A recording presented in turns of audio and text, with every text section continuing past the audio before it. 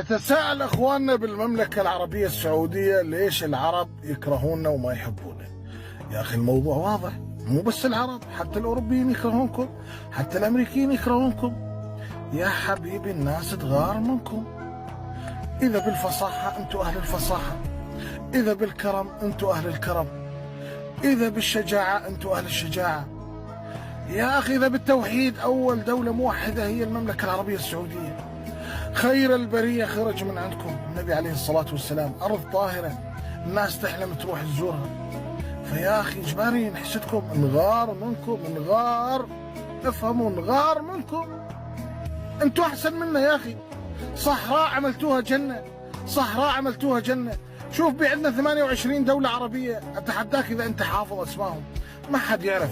اما المملكه العربيه السعوديه معروفه، تجي على قائمه الدول مع امريكا، مع الصين، مع روسيا.